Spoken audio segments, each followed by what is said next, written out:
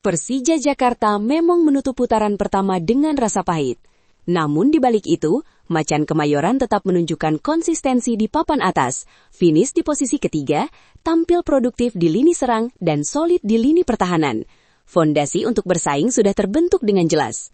Dukungan para pemain kunci, pujian pelatih Timnas Indonesia kepada Rizky Ridho, hingga langkah tegas manajemen mendatangkan Fajar Faturrahman dan Alayadin Ajarae menjadi sinyal kuat bahwa Persija belum selesai. Kini pertanyaannya satu, mampukah Macan Kemayoran bangkit dan melaju lebih buas di putaran kedua Super League 2025-2026? Kick-Off Indonesia akan mengulasnya secara lengkap sebagai berikut.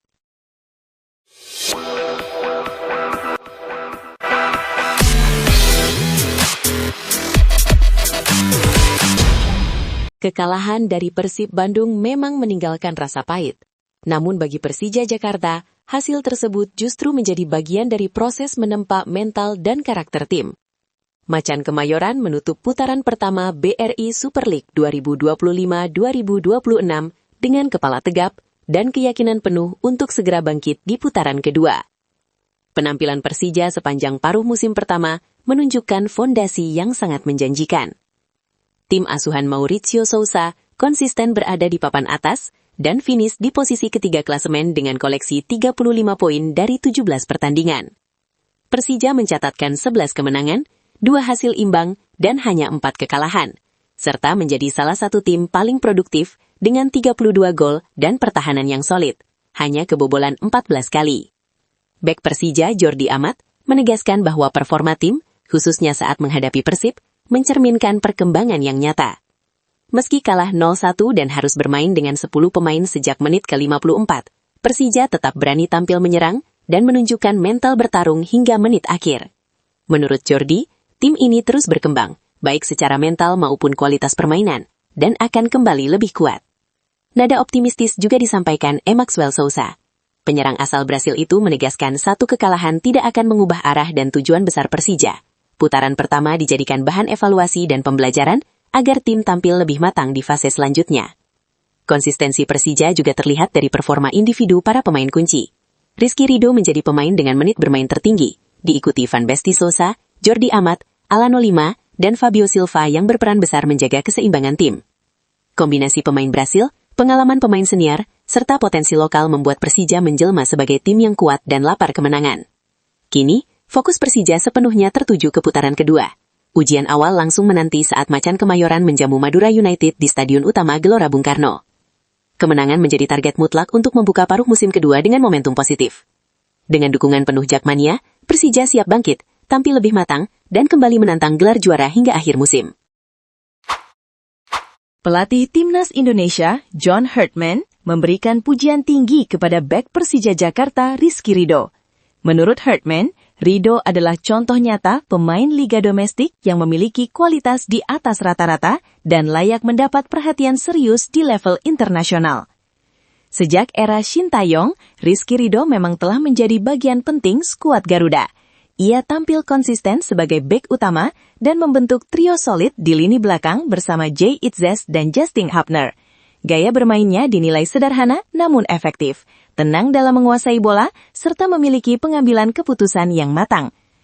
Performa tersebut tak hanya terlihat di level tim nasional, tetapi juga konsisten ia tunjukkan bersama Persija Jakarta. Di klub, Ridho menjadi sosok tak tergantikan di jantung pertahanan Macan Kemayoran. Ia hampir selalu menjadi pilihan utama, kecuali ketika harus absen karena akumulasi kartu atau cedera.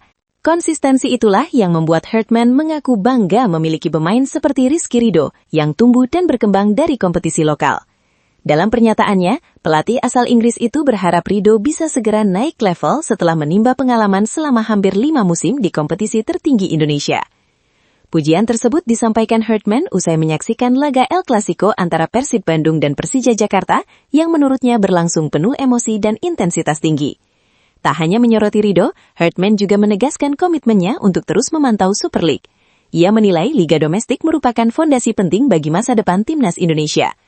Para pemain muda yang mendapatkan menit bermain di klub-klub Liga 1 diminta terus bekerja keras karena performa mereka akan selalu berada dalam pantauan tim nasional. Menanggapi pujian tersebut, Rizky Ridho menyambutnya dengan penuh rasa syukur. Ia berharap doa dan dukungan itu menjadi motivasi untuk terus berkembang dan meraih pencapaian lebih tinggi dalam karirnya. Bagi John Herdman, sosok Rizky Ridho menjadi bukti bahwa kualitas Liga Indonesia mampu melahirkan pemain berkelas, sebuah sinyal positif bagi masa depan sepak bola nasional yang bertumpu pada kekuatan kompetisi domestik. Persija Jakarta memasuki putaran kedua Super League 2025-2026 dengan sikap yang jauh lebih tegas dan terukur. Manajemen Macan Kemayoran bergerak cepat dan konkret, menghadirkan amunisi baru sebagai penegasan bahwa target juara bukan sekadar wacana. Dua nama didatangkan dengan misi jelas, memperkuat fondasi tim dan menajamkan daya gedor. Langkah pertama adalah merekrut Fajar Faturrahman. Bek sayap yang telah teruji bersama Borneo FC itu hadir membawa pengalaman, konsistensi, dan kualitas yang tak perlu diragukan. 5 musim di level tertinggi membentuknya sebagai pemain yang disiplin dan matang. Pada musim 2024-2025, Fajar tampil 33 kali dengan 5 assist. Sementara musim ini, ia sudah mencatatkan 14 penampilan dari 17 laga Super League.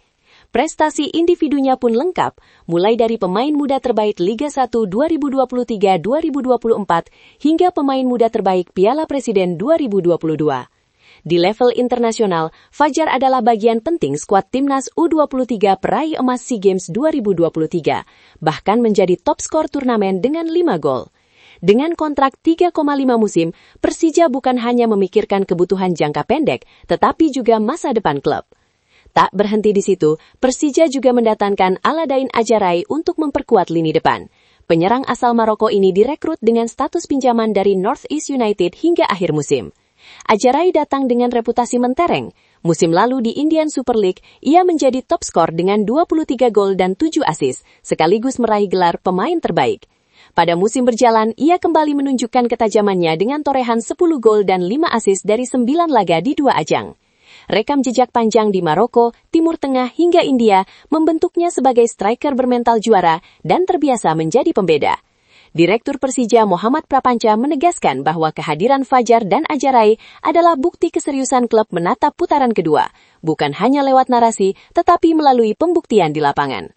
Dengan kombinasi bek sayap agresif, striker house goal, dan winger tajam seperti Maxwell Sousa, Persija mengirim pesan yang jelas. Putaran kedua adalah momentum kebangkitan.